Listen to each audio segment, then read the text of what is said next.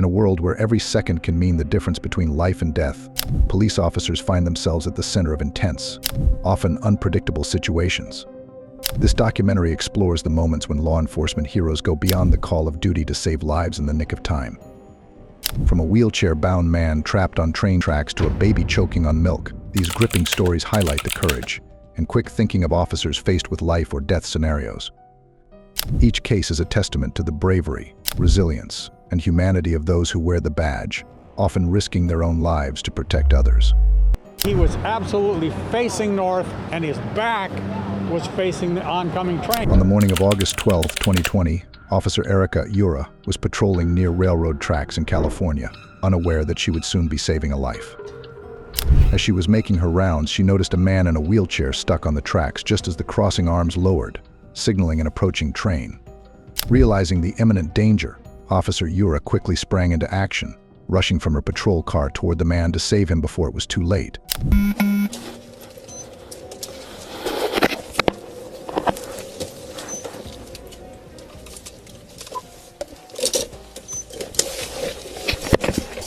One out of one. I'll be out with the bell stack on the tracks, trying to get him out. Go on, can you get up? Get up, get up, get up, get up, get up!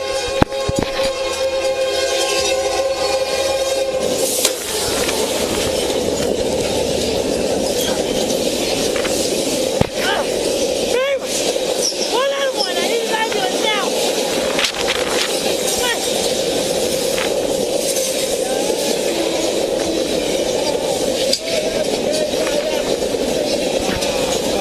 Luckily, the hero officer managed to pull him out just moments before he would have been crushed by the train. Unfortunately, he sustained a leg injury during the rescue and had to be taken to a local hospital for further treatment. However, that's just a minor injury compared to what could have happened if the officer hadn't arrived in time. This is a perfect example of good cops not hesitating in the face of danger. After a wheelchair-bound man was pulled from the path of a speeding train, two Austin officers now face a different kind of danger. Flames engulf a truck, but what they find inside turns the rescue into something much more critical. Get the extinguisher.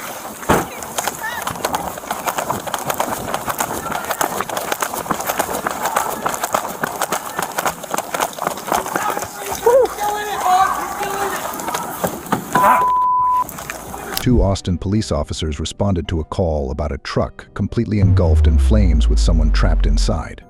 They had to move quickly before the vehicle completely exploded. It had to be incredibly hot around the truck, but the cop wasn't going to let that stop him.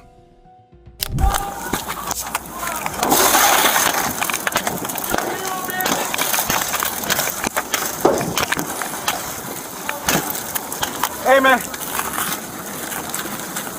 Woo.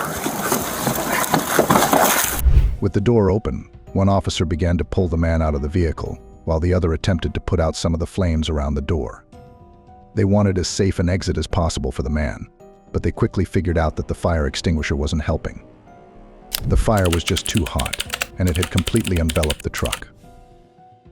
Come on, come on. Hit it, hit it. Come on, man. Come on. Come on. Come out. Get out. Help me get him real quick. Come on. Come on. Come on, come on out. Come on out. Come on. Come on. Come on. Pull. Come on.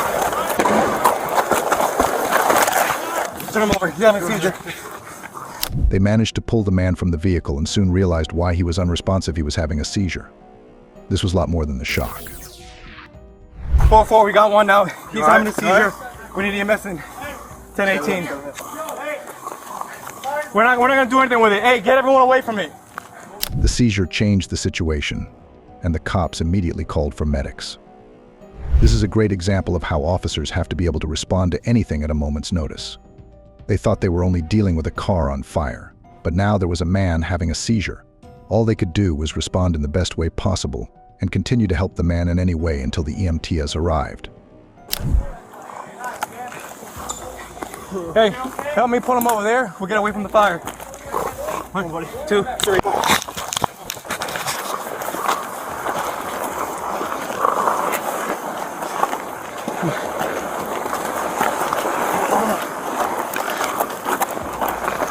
Here.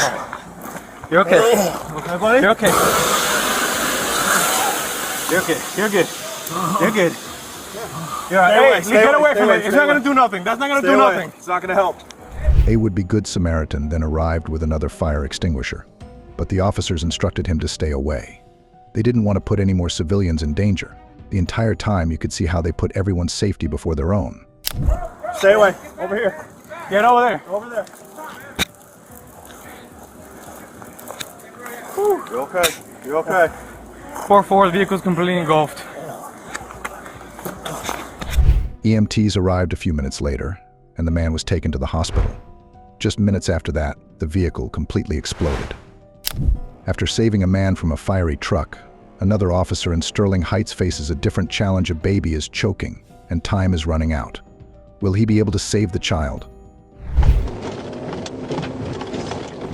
10-4, they're approaching me in the driveway.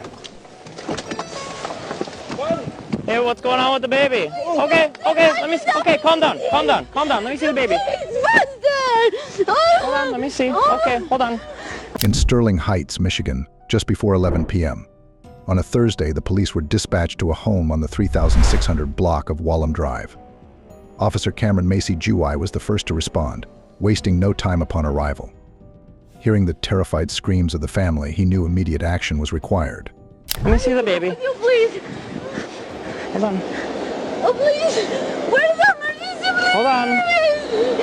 Let me see the baby. He's still blinking. He's blinking. Okay, hold on. Hold on. Yes, there you go. Okay. He's crying. Okay. He's crying. Hey, it's okay. He's crying. He's crying. He's okay. He's crying. David 10, baby's crying. You okay? Okay.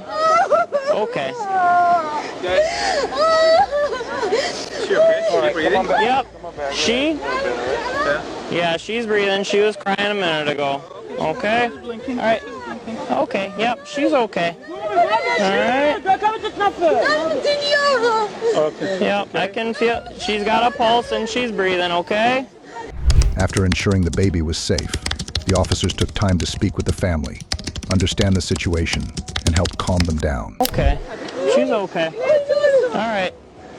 How old? How old is she? A few days. A few days? 2 weeks? Okay. One person. Okay. Okay. You can't understand when everybody's talking. Okay.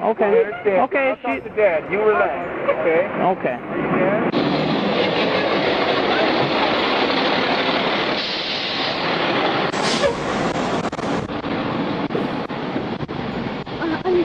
Yep, that's okay. This is Mom. Baby's breathing, has a pulse, and she was crying a minute ago. Okay. So, we gave her a couple of back blows, and she started crying. I don't know if, Hey, give me a second, please. It's gonna be okay. Alright? Okay.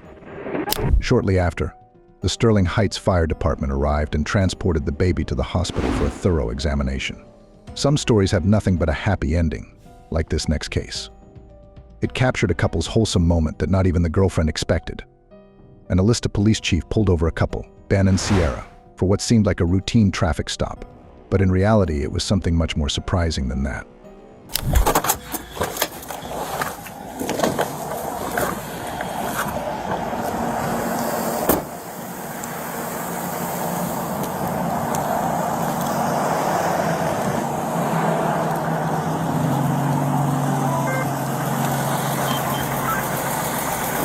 Sir, I'm Chief Merrick, South Coast PD. License and registration, please.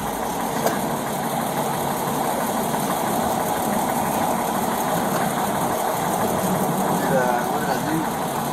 See license and registration. We'll talk about it, sir.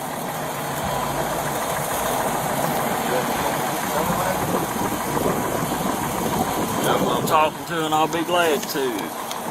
Mr. Mitchell. The reason I'm pulling you over because you did a California stop back at that stoplight. When you finally came to a stop, and just 3/4 of the way out in the road, somebody could have hit you. Sir. Tell you what, Step out the car for me. Is anything illegal in the truck? All right. How about stepping out for me?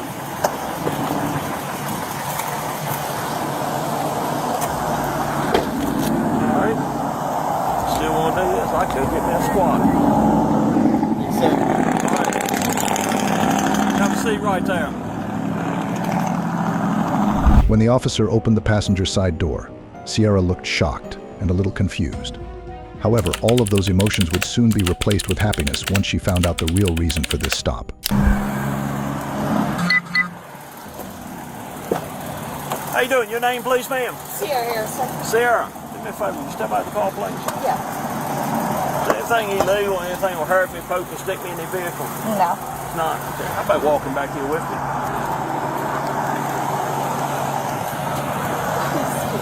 Will you marry me?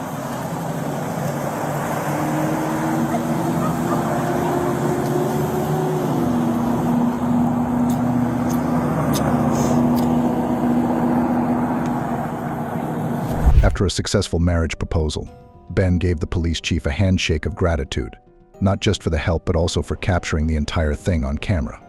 The chief, knowing the importance of the moment, reassured them. I appreciate it, Chief. You know what was going on, did you? You're on camera, so I got it.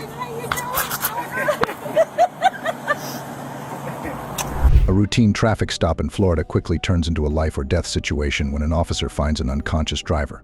Hey! Hey! What are you doing? Hey, put that car in park. Put it in park. Hey! Hey!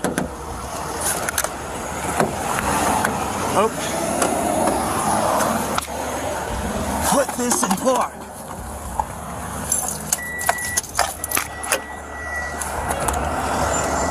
A police officer's quick actions proved crucial in saving a man's life. It began as a typical day on patrol when the officer noticed something unusual, a car speeding dangerously close to a line of school buses. Sensing that something was wrong, the officer decided to pull the driver over. As the officer approached the vehicle, he noticed that the driver was unresponsive and appeared disoriented. This was no ordinary traffic stop. The driver was unconscious, his life hanging by a thread. Zebra 0497 Black Mazda 5. Second is Maryland, 1 David Robert 5452. That is the. Are you okay? Hey! Cover.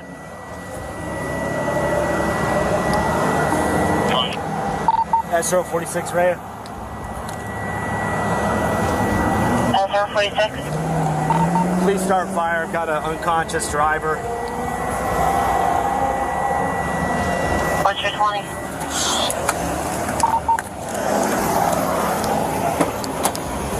Southern Middle School.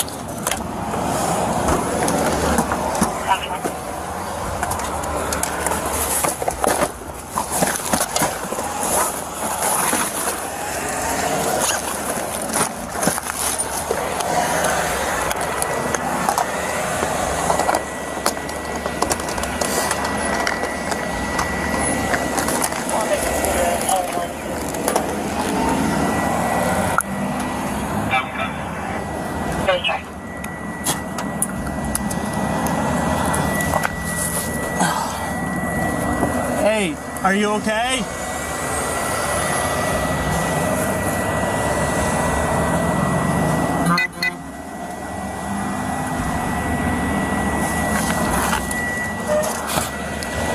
Ray, I just administered Narcan. Copy, Narcan administered. Charlie 1, be around. 747. Recognizing the signs of an overdose, the officer acted quickly. He retrieved Narcan from his patrol car, a life-saving medication used to reverse opioid overdoses, and administered it to the driver.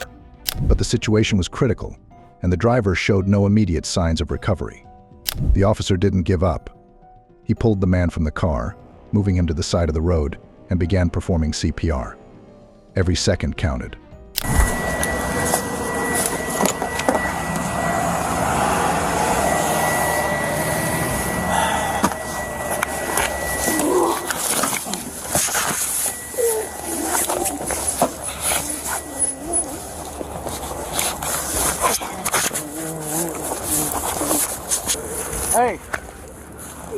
Hey, wake up.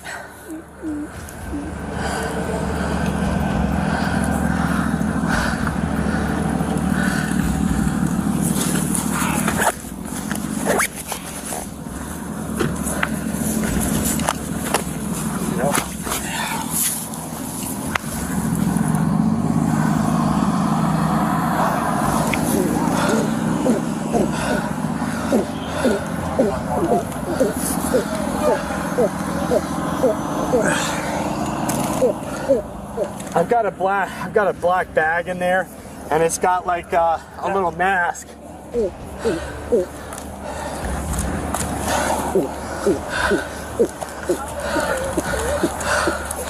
Sir.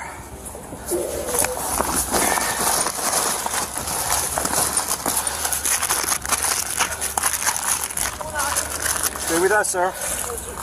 Stay with us. The officer administered a second dose of Narcan, hoping to revive the driver before it was too late. I already got Narcan in him. You have an AED? I can run and get the AED. Yeah, why don't you? Do you need help?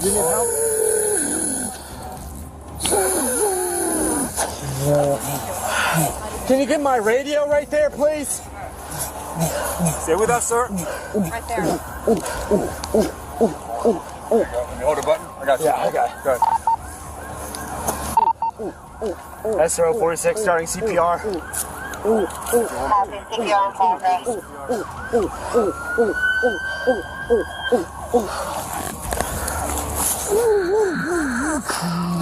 Come on. Come on, bud. CPR with you? Main office to Mr. Lewis. Lewis here. I have the Boys and Girls Club on the phone. Hey, are you there? Wake up, buddy. Okay. Come on.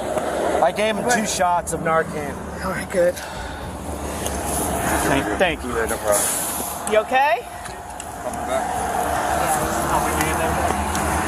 No, they're here. Moments later, emergency medical services EMS arrived on the scene. Thanks to the officer's relentless efforts, the driver's pulse was detected, and he was stabilized for transport to the hospital. Yeah, I don't know if he has ID in there or not. I haven't really looked. I don't see anything in his back pocket.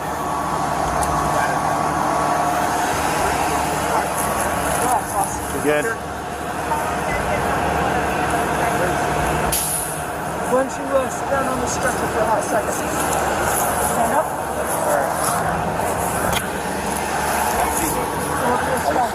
Looks like maybe snorted. Huh? You didn't see any needles or anything? No. I mean, I'm the SRO here, so we were letting out, and I stop traffic every day, and he almost tried to come around me, and I stopped him, and I asked him if he had anything to drink or anything, because I could tell something was wrong, and he started to overdose right here, almost hit a bus, almost hit me. The officer provided EMS with all the crucial details: the initial traffic stop, the driver's condition, and the life-saving measures he had taken. It was clear that the officer's quick thinking and immediate response had made all the difference. I pulled out, like every day I pull out to let the buses go, and so he's approaching me kind of fast, and then he tries to go around me, so I pull up a little further. I'm like, no, we're stopping the buses. And he just had that blank stare, and I was like, have you been drinking or something? And he didn't respond really much, so I said, just pull over here, and I started letting buses go.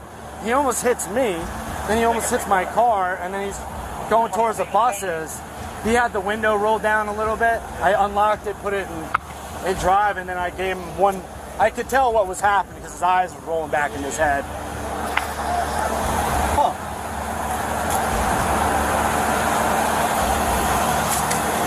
And I gave one in here while he was sitting, and then I gave him 1 dose. I got him out of the car and physically dragged him over there. You gave him 1? I gave him 2. I gave him 2. And then they gave him a 3rd. Oh, crap. So it must have been something powerful or crazy. The driver was rushed to the hospital for further treatment. Thanks to the officer's decisive actions and the swift response of emergency personnel, a potentially tragic outcome was avoided. The school buses and the children they carried were kept safe, and the driver's life was saved. Now, the next case is a typical situation police officers encounter, where they are often faced with deceptive or manipulative displays of emotion, such as crocodile tears.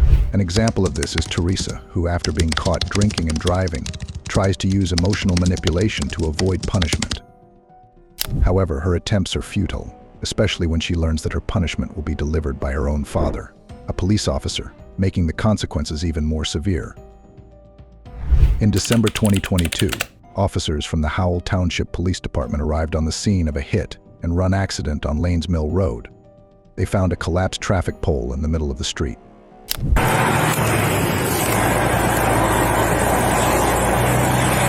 a white car because there's a white bumper right there.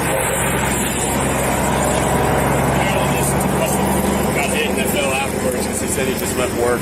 It was still up when he was pulling out, and then as he was pulling out... Is this the caller? No. Well, he was just hanging out till we got him. Oh. He didn't see nothing, he didn't see a car. Thank you for your service.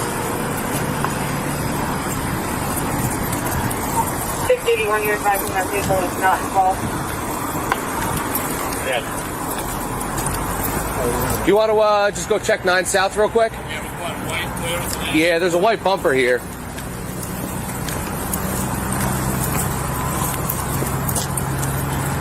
Alright, base, be advised we have a white bumper. Yeah. Yep.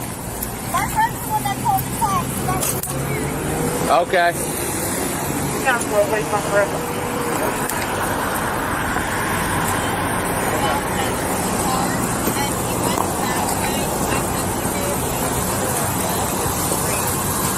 What kind of car was it? It was, I think, a white Toyota. A white Toyota? Did you get a license plate by chance?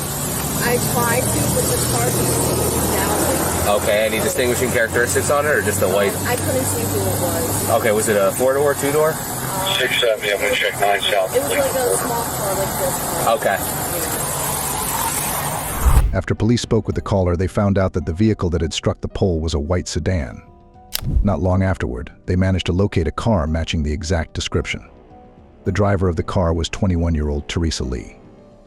While the police might not know her, they do know someone else, her father, an officer from the Monmouth County Sheriff's Office. Come back from Applebee's? Yeah, I had a drink. Okay. How old are you? 21. You're 21? Yeah. 665, we're just going to play this out now. My dad is, We're going to go to the Wawa. So we're going to get it. What was that? Charlie. Chomley? Okay. As the officers started questioning her, Teresa's once calm demeanor started slipping away because she soon realized that it was going to be harder than she thought to talk her way out of this one. Alright. I'm sorry. I think I left my wallet at Applebee's. Sorry, just keep your hands out of your pockets, please. Oh, I'm That's sorry. okay. So you're coming from Applebee's right now? Yeah, I had a drink. Okay. Which way did you take to go from Applebee's to here? I went around at the light on Route 9, and I came back from here, and then around back, and then here, because So it was empty on gas. So you went over by, like, Lowe's? No, the light. You came up Applebee's. I came out of Applebee's, the Okay. light. Which way? Yeah, the light, the Lowe's, I guess, right there, right? You cut through Applebee's, right? You went through the plaza, you came out by Lowe's, by Chick-fil-A, you made the right, and you had the traffic light right there. Okay. Did you hit that pole that's over there? No. You didn't hit the utility pole? Hit anything. Because your bumper's in the middle of the road. No, I hit the. So do you see this side? Yeah. Officers were confident that she was the culprit behind the fallen traffic light, but Teresa was determined to paint them a different picture. I hit this. Okay. At my. How long ago? Like about a month ago, my ex's. Okay. Because he broke up with me and I broke up with him. And All right, go hang out back over there. Keep your hands in your pockets, please. It's okay. I'm sorry. Listen, your bumper's in the road over there. Okay, did you just hit that pole? No, I promise you I did not. No? So if someone brings that bumper over here, it's not going to match up perfectly. You're coming from Applebee's, you're telling me. You went out that way. Everything's matching up. Witnesses said they saw a white car cross over in this direction, and I happen to find your car parked here with no bumper. The bumper was hanging off. Okay. She even mentioned her dad, hoping it might influence the situation. However, the officers continued to press her, and her lies started to fall apart. All right.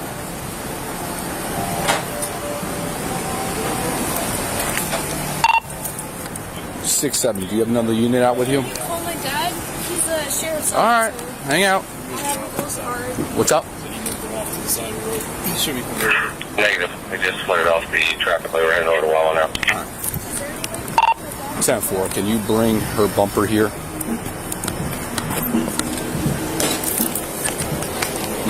Hey, bro. We have it.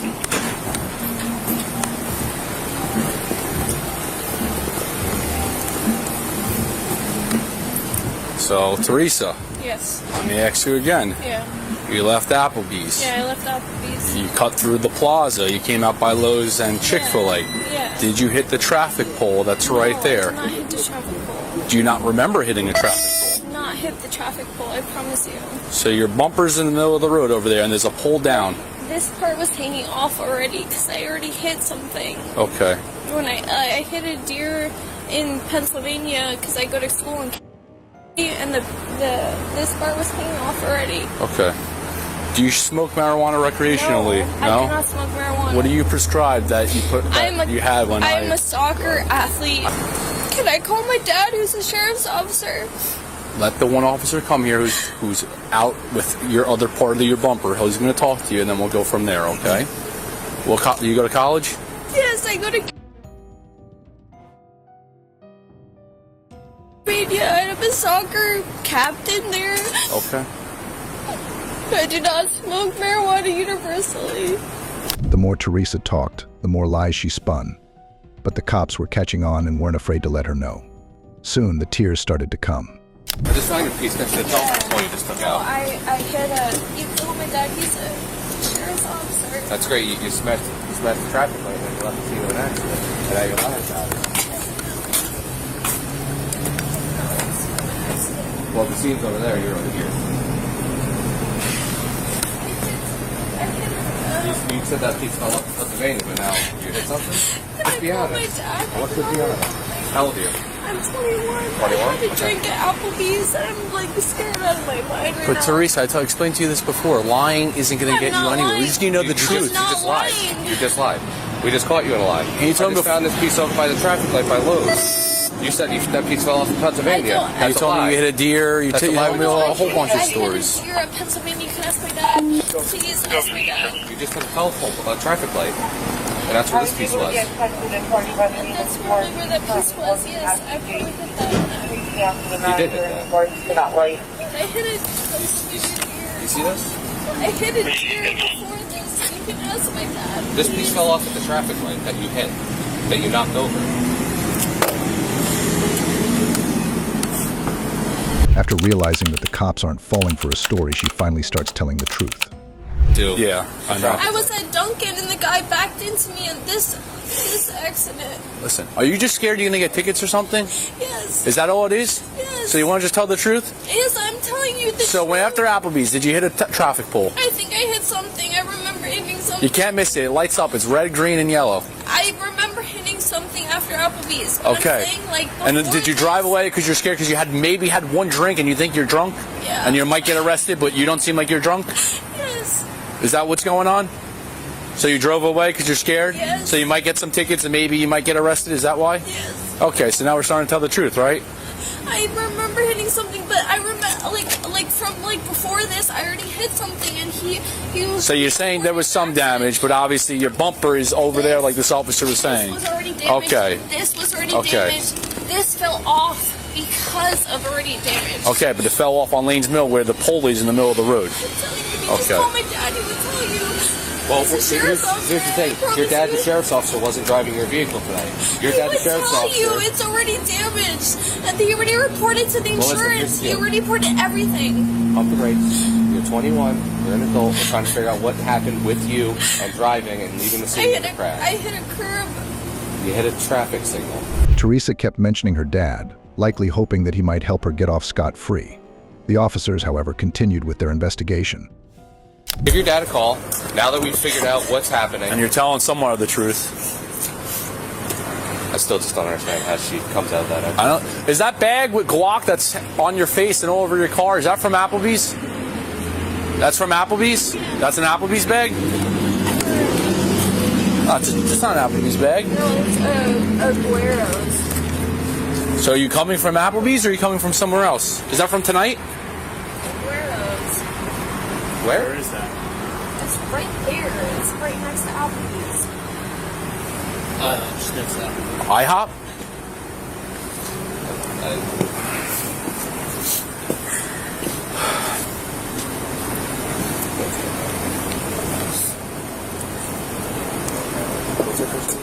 Teresa.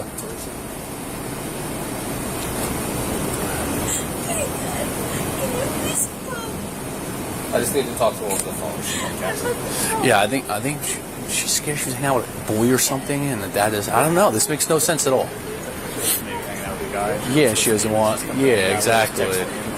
Something like that. She spun around or something, or she's going to a guy's house or something. Who knows? Yeah, Teresa. Teresa, what's your dad's name? John? You're trying to get caught up. Yeah. But, This is John, right? you guys working at the vehicle, you run up this test. Well, she's so freaked out about it. I guarantee she's probably being honest. I mean, she doesn't hold that or. That's only. That's about it. Yeah, Ron put everything here. Okay. So what's the? This guy What's up? So, what she's saying, like, and where the damage was and everything, just doesn't really make too much sense. So, tried to get some more information out of her, but Figures I don't know what's still out here tonight. What's that? You know, somebody. Inzarello? No. No, not tonight. It's not here tonight. When Teresa's dad, John, arrived, the officers asked him a few questions as well. He confirmed that the damage to the bumper was definitely not from what Teresa had claimed. yeah. So you know where back entrance to Lowe's is? Yes. Where like LA Fitness is in that intersection. Yes. So look at the telephone pole by the Lowe's sign. So it came down. Came in. And then that piece of buffer there was there. But which described with the other damage, the other black piece. Obviously. Yeah, no, it was more than that. I mean, that's more than it was. Okay. Yeah. So for the other one, was it just like the bumper wasn't hanging like that? Yeah, no. So what it was is basically this was intact. Okay. This piece was missing, but these scratches here, Those were all. that's all from the gear that she tried to avoid. Okay. After giving John a rundown of the situation, the officers informed him that Teresa would need to do some standardized field sobriety tests, to which he has no objection. All right, hey, Sergeant. Hey, how are you? He's going to run her through some tests, all right? Just make sure that she's not impaired. Obviously, you're here. Please do not get involved. You are on that. I know. Just letting you know. Just please don't get involved. Okay? Although Teresa admitted to having a drink already, she likely didn't expect to completely fail the test, which left the officers with only one more thing to do: arrest her. Alright, so at this point in time, based off the test that I just did, and everything that happened today, alright, I don't think that you were okay to safely operate the motor vehicle. Alright, I think that is, it was great, there's something else going on, so you're okay to arrest you as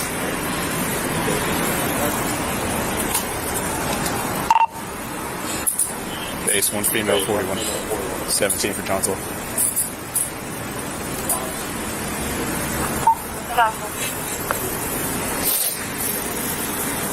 John, up until this point, had not interfered with the officers in their investigation, but that didn't stop a crying Teresa from begging for his help.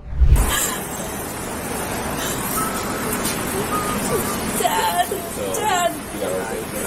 Dad! Hold on, we'll let you talk. Do you have anything inside your pocket? No. Do you need anything from inside the car, cell phone? No, my cell phone is in there. My car keys. I did the test right. So the word indicator said you're not safely, not okay to safely operate the motor vehicle. Okay, you took too many steps to start. You missed steps, healed itself. Going through the one-way stand, you raise your arms up and down. So there's a lot of indicators there that you're impaired. So we're going to walk through the middle part here. I'm a soccer team captain. Where's my dad? Oh, your dad's right over here. Can I see him? Okay. Sure. So we have your cell phone. Do you need anything else from inside the car? Anything else in there? Dad.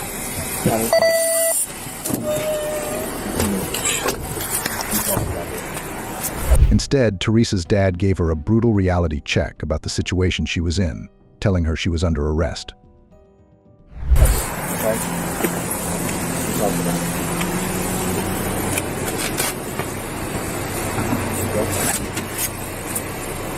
You do stops with this shit in the car. Right, you're arrested for DUI. Go.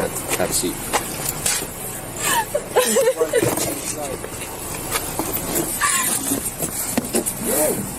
Teresa, I do want you to understand these are traffic tickets, okay? Nothing criminal here. They're motor vehicle offenses, okay?